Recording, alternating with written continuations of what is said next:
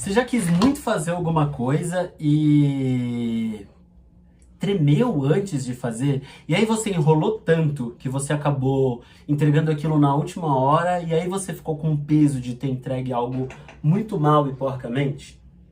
O nome disso é procrastinação.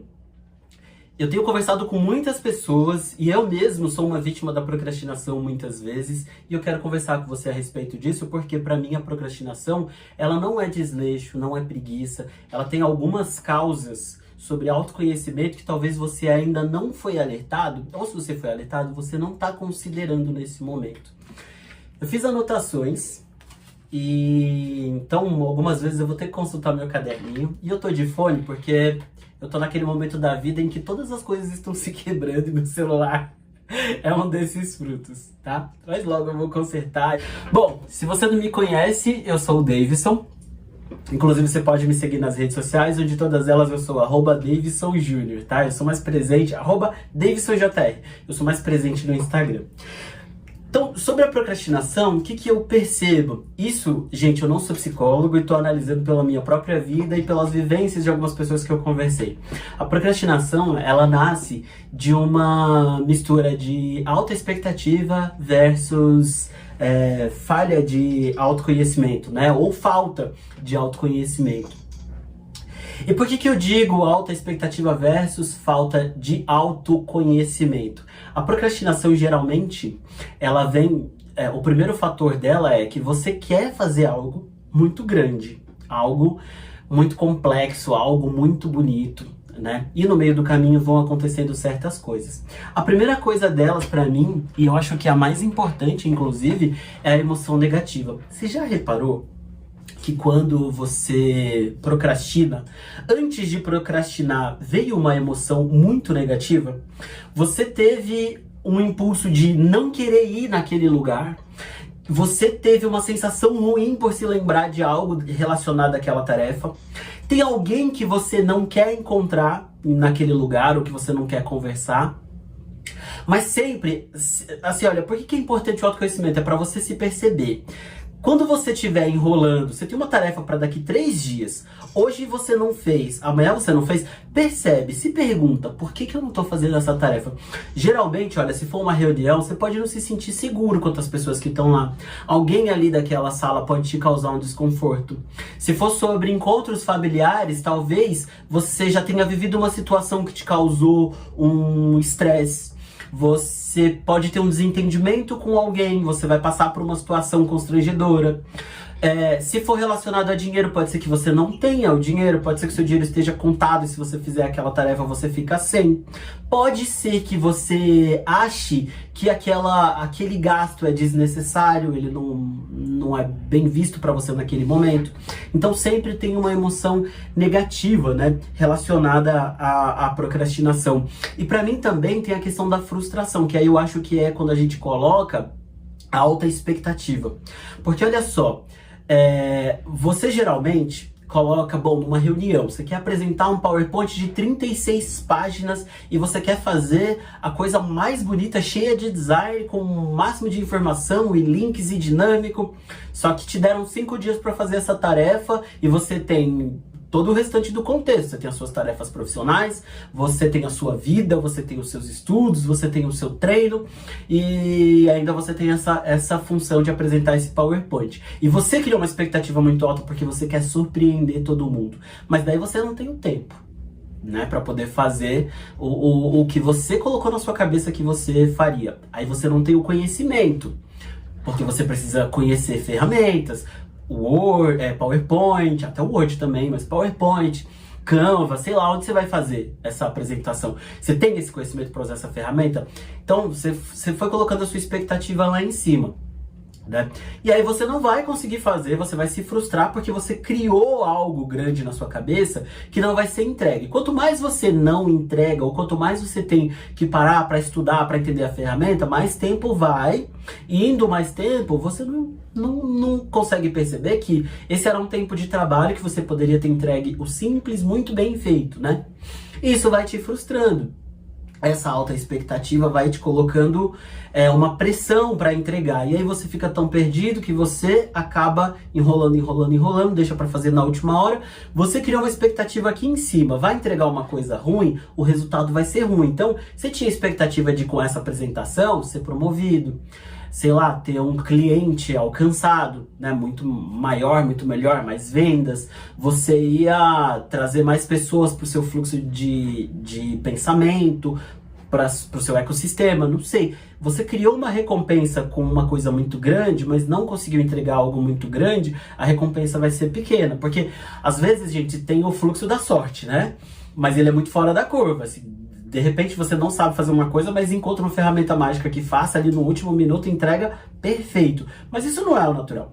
O mais natural é que você gaste tempo, desperdice tempo, entregue algo ruim e tenha um resultado ruim. Esse é o mais natural da curva. E aí a sua expectativa vai ser frustrada se isso acontecer. Porque você idealizou algo muito grande, mas não entregou algo muito grande. Ainda teve sensações negativas antes de começar a produzir isso, criou uma expectativa muito alta, não entregou, e aí vai receber um resultado também pequeno. Então, percebe? Sempre começa com uma sensação ruim, uma emoção ruim por algum motivo, e aí você começa a procrastinar. Talvez essa emoção ruim seja, eu não sei fazer, mas eu disse que faria, né? Então você não tem nada contra ninguém, você não é tímido, você não tem problema de dinheiro, mas você tem a falta de ferramenta, de habilidade, de conhecimento. Então, a emoção negativa começou a falar mais alto pra você, você começou a não fazer aquilo, daí você se frustrou porque você criou uma expectativa muito alta, entregou na última hora e infelizmente vai ter um resultado ruim também. Às vezes é uma falta de o uso, não é nem a falta, é o uso da métrica errada, né? Muitas vezes a gente adota o sistema de medição para alguma coisa, assim, totalmente fora do que realmente deveria ser. Eu consigo pensar aqui no caso de uma amiga que ela tem um problema de peso. Ela está emagrecendo visivelmente. As medidas estão diminuindo, mas na balança, ou ela diminui muito pouco ou nem diminui. É a métrica errada porque, olha só, ela está se esforçando, entregando treino de musculação, entregando treino de corrida.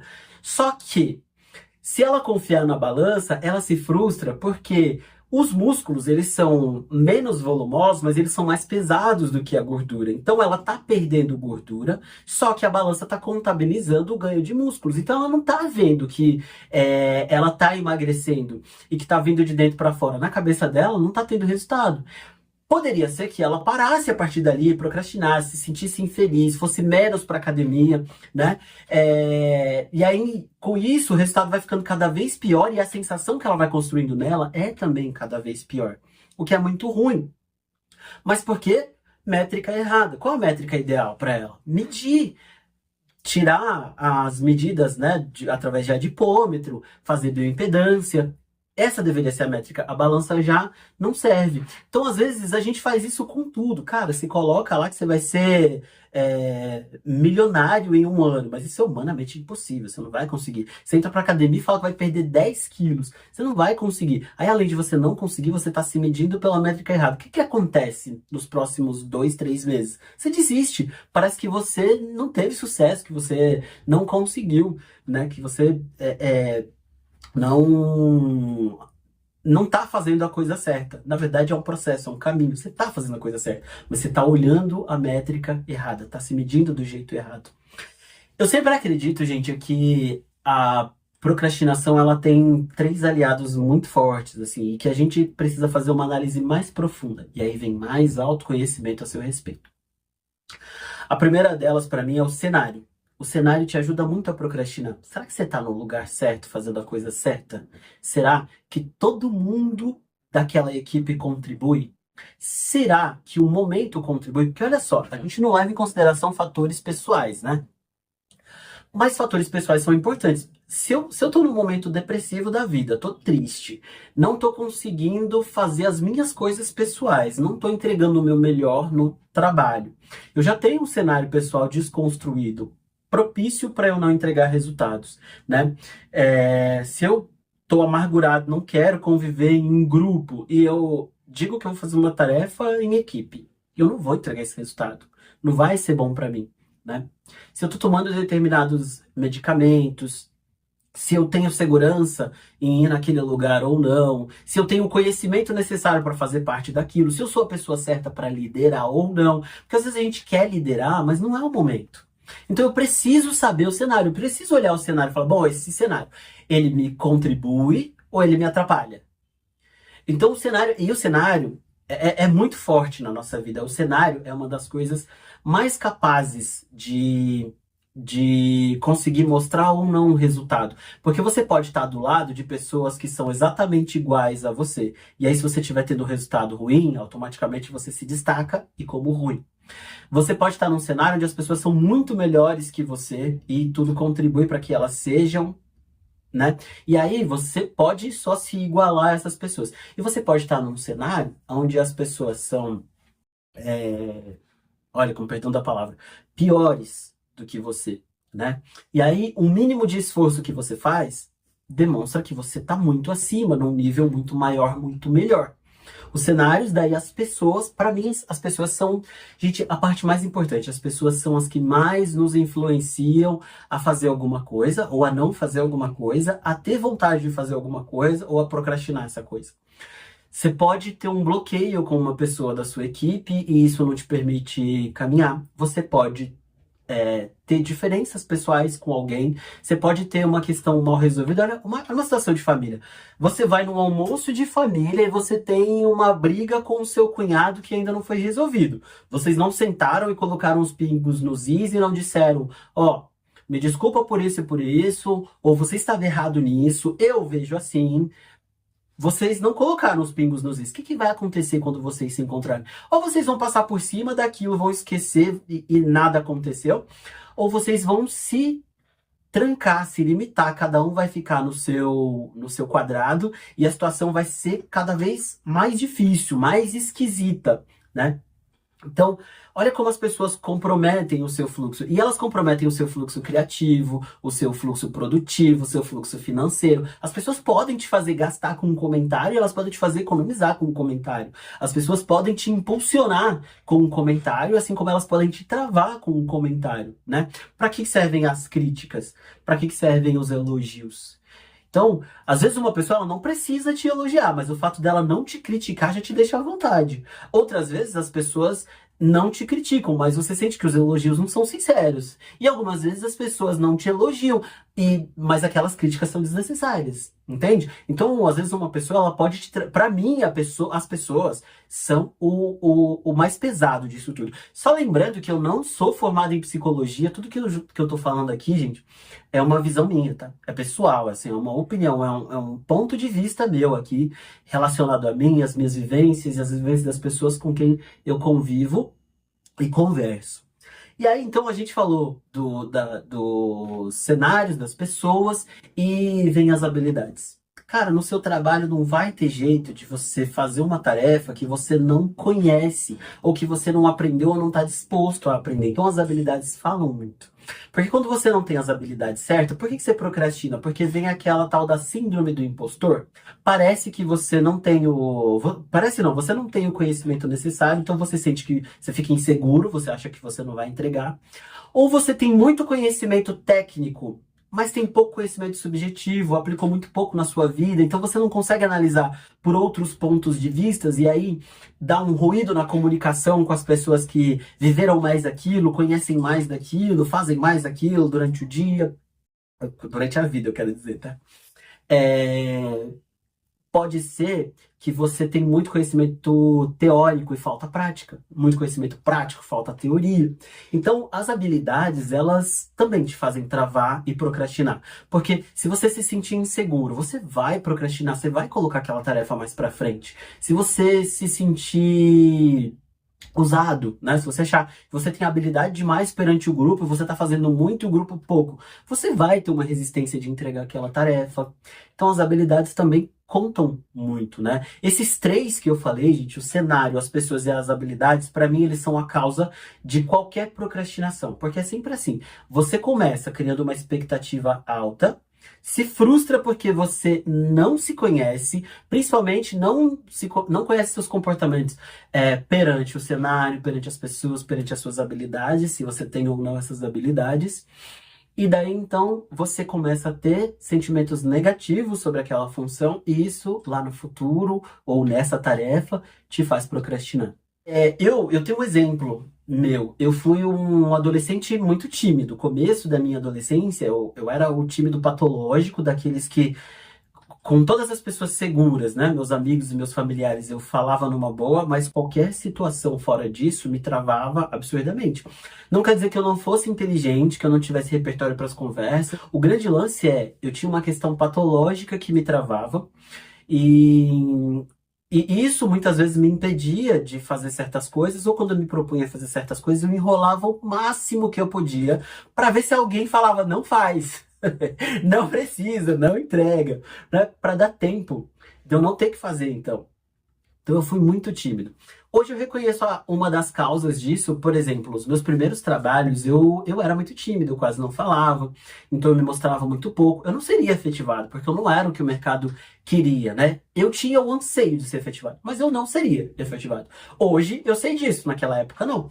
Por quê? Porque para você ser efetivado, você tem que ser comunicativo, você tem que ser muito eficaz, você tem que ser desenrolado. Todas as coisas que naquele momento eu não era. Mas eu tinha vivido uma situação durante um curso de formação, até que me levou para o trabalho, aonde eu fui apresentar um seminário, porque a gente aprendia temas e depois apresentava. Eu falei algo fora do contexto, fui muito zoado, e sendo adolescente tímido, eu travei. Os professores tomaram as posturas certas, assim, desenrolaram aquele assunto, aquela questão de uma forma muito profissional, sabe? Eu me senti muito acolhido ali na situação. Mas beleza, esqueci disso. Só que todas as vezes que eu tinha que me apresentar para mais de duas pessoas, eu me travava e ficava esperando o momento de alguém falar, não precisa, não precisa. Quando não, eu criava um personagem para mim mesmo. Então, eu ia fazer uma entrevista de emprego, eu criava um personagem de mim, tá? Então eu mostrava o meu conteúdo, o meu conhecimento, eu falava tudo, mas era um personagem. O que que acontecia quando eu saía daquela entrevista? Eu me sentia exausto, como se eu tivesse corrido uma maratona. Eu corri meia maratona, eu sei como é correr 21 quilômetros. Eu tinha me sentido exatamente igual, corrido como se eu tivesse corrido 21 quilômetros. Porque eu me sentia cansado, sem força, só com a necessidade de chegar em casa e deitar para poder recuperar tudo que eu tinha perdido e comer, sabe? Era assim que eu me sentia. E por muito tempo eu fui levando isso, então isso era muito ruim, me fazia procrastinar. Eu era altamente procrastinador, eu demorava para entregar, eu desistia muito das coisas. Esse era eu, né? E talvez você esteja no mesmo caminho aí, no mesmo patamar. E eu percebo, eu tenho uma veia artística. E nessa veia artística, às vezes a minha cabeça cria algo que quando eu vou desenhar no papel, não sai.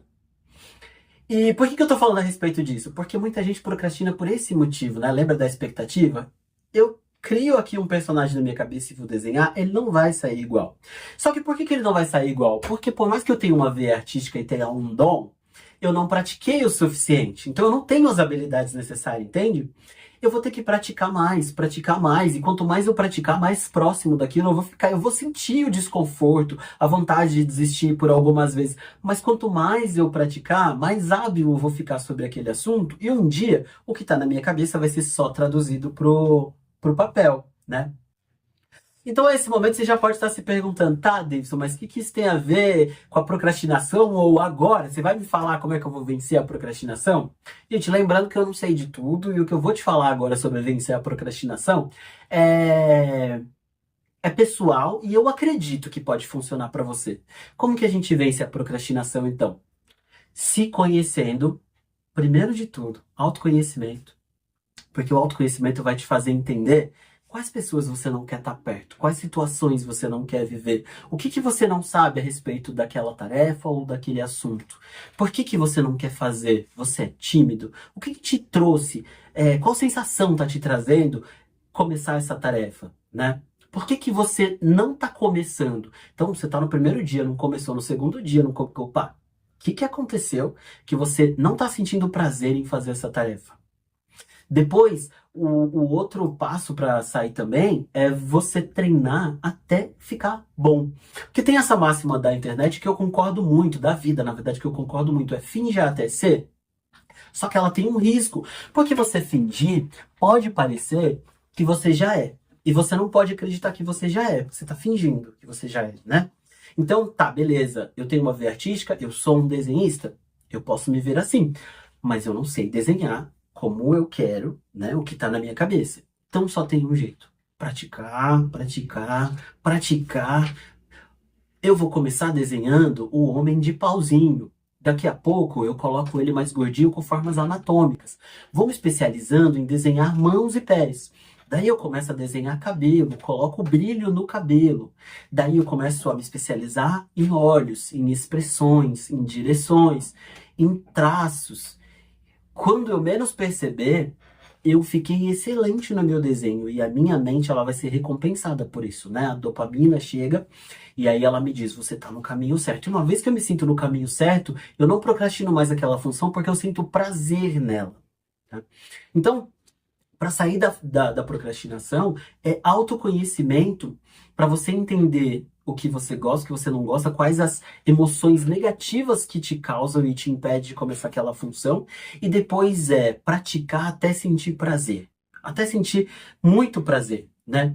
E conhecer o funcionamento das coisas. Todo jogo tem a sua regra. A vida não é diferente, o trabalho não é diferente, a internet não é diferente, as pessoas não são diferentes. Qual é a regra desse jogo? E jogar segundo a regra do jogo. Tá, então eu vou entregar um PowerPoint aqui para minha empresa. Como eu monto um PowerPoint? Entra na internet e pesquisa como montar um PowerPoint. Geralmente um PowerPoint de sucesso, né? Ele é montado em 3 atos, como um teatro. É uma apresentação em 3 atos. Então eu demonstro, eu mostro os problemas daquilo e como eu resolvo. Pronto, tem uma apresentação de sucesso. Mas agora eu preciso entender a ferramenta. E aí, como que eu faço na ferramenta? Eu não vou entender da noite pro dia. Então eu vou ter que praticar. Eu vou montar uma apresentação do meu currículo, eu vou montar uma apresentação do currículo de um amigo, eu vou pegar uma ideia aleatória e vou transformar em uma apresentação de produto ali do PowerPoint. Mas aí no fim, o que que me aconteceu? Eu pratiquei até ficar bom ali no PowerPoint, né? Então eu entendi a regra do jogo. E aí eu vou para a métrica certa. Como que eu sei que eu montei um PowerPoint legal? Como que eu sei que eu perdi peso na academia na métrica certa? Não é a balança, porque a balança pode mentir, porque ela não me fala quantos meus músculos pesam, mas eu vou para a bioimpedância. Como que eu sei que eu montei um PowerPoint certinho? Eu apresento para alguém e essa pessoa entende a minha apresentação. Beleza? Então, eu entendi as regras do jogo e eu também agora já uso as métricas certas. E no meio disso tudo, tem algo muito importante que é qual o processo? Qual o processo da academia? O primeiro, me matricular. O segundo, procurar um instrutor e pedir o meu treino. O terceiro, frequentar. Procurar uma ajuda profissional para minha nutrição e para um treino que me leve ao objetivo que eu realmente quero, porque o da academia provavelmente é mais genérico. Entendi o processo, qual é o próximo passo do processo? Paciência. Vou ter que fazer isso por muitas vezes até atingir ou chegar próximo do objetivo. E o próximo passo, atingir o objetivo. Leva um tempo até lá, então eu tenho que ter um pouquinho de paciência nesse caso, né? Um pouquinho de intencionalidade também, porque se eu quero chegar, a única coisa que eu tenho que me preocupar é focar no eu quero chegar, para poder chegar, né?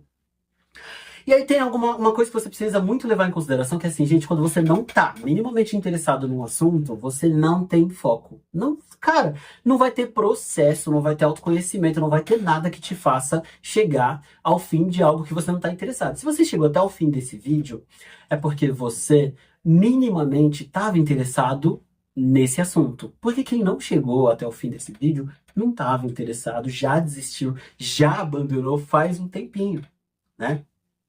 Então, você tem que ter um mínimo de interesse, aquilo tem que ser prazeroso, gostoso para você. E aí é mais uma vez autoconhecimento. Então o que que me dá prazer e que eu vou até o fim? Porque o que não me der prazer e eu não for até o fim, e gente, nós não somos crianças, a gente não vive só de prazer.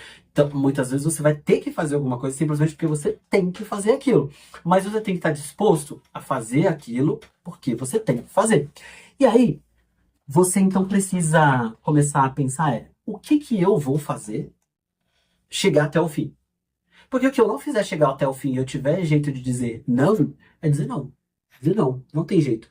Você também não vai ter foco quando você tá negativo demais, reclamando demais. Já percebeu? Você se fecha propositivo quando você tá reclamando muito. Você para de olhar outros pontos de vista. E se alguém vier com uma visão positiva, você vai falar, puta, que chato. Você não vai conseguir avançar porque você tá negativo referente àquele assunto. Você simplesmente não quer mesmo avançar, né? E é importante você saber disso. Se eu tô negativo sobre um assunto, é porque esse assunto não me interessa agora. Se eu tenho condição de dizer não para isso, então eu vou dizer não. Tá tudo bem, tá tudo certo.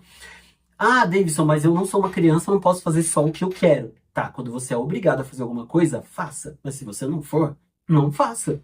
Não cria sentimentos ruins para sua próxima tarefa, porque daí você vai procrastinar de novo, entendeu? Essa que é a questão, né? Eu anotei algo aqui que, gente, tá em sânscrito, nem eu consigo entender.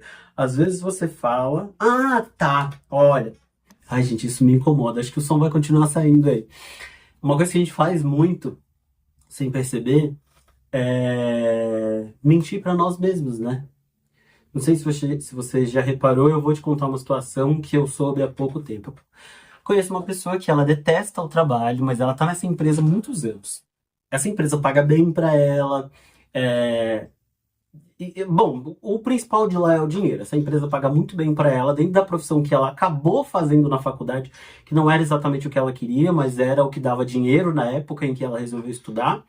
E ela tá nessa empresa há muitos anos, acho que há 10 ou 12 anos, mas ela detesta o lugar, as pessoas, a tarefa que ela faz. Ela já sofreu, ela já precisou de alguns atestados que tirasse ela por muitos dias e recentemente ela sofreu, recentemente eu quero dizer assim, tem uns 4 meses ela sofreu um acidente, que aí ela precisou ficar mais de 30 dias fora, né?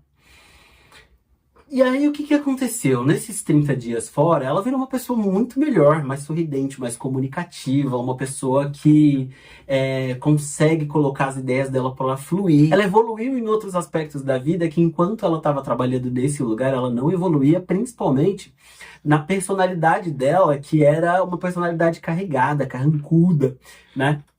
Então, nesse tempo que era terrível, porque ela estava acidentada, ela então começou a ter pensamentos do tipo, não quero voltar, não quero estar naquele lugar, não gosto daquelas pessoas, não gosto daquela função, escolhi a profissão errada. Só que tinha a questão do dinheiro e principalmente a questão social. Todas as vezes que alguém perguntava, alguém relacionado ao trabalho perguntava para ela dizia o contrário do que ela estava sentindo. Não, eu preciso voltar, não aguento mais ficar em casa, já não me vejo mais aqui. O trabalho é a coisa que eu mais gosto, a minha vida tá no trabalho, eu tentando se enganar, né? Só que para quem conhece ela, estava muito perceptível que ela estava se enganando. O que que aconteceu?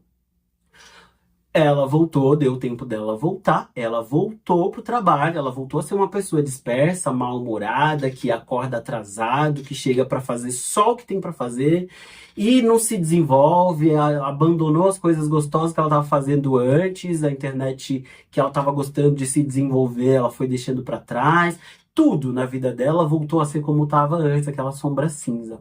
Por quê? Porque ela não falava e não agia conforme ela realmente queria. Ela falava como o mundo queria, ela falava o que o mundo queria ouvir dela e ela fazia aquilo que as pessoas tinham expectativa que ela fizesse.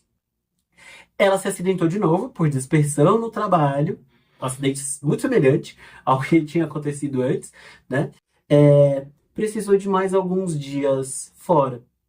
E o que que eu quero dizer com essa história? É que às vezes você está dizendo o que as pessoas querem ouvir, o que o mundo quer que você diga, você não está sendo honesto com você mesmo, mas a vida te diz que você está no lugar errado, na hora errada, fazendo a coisa errada.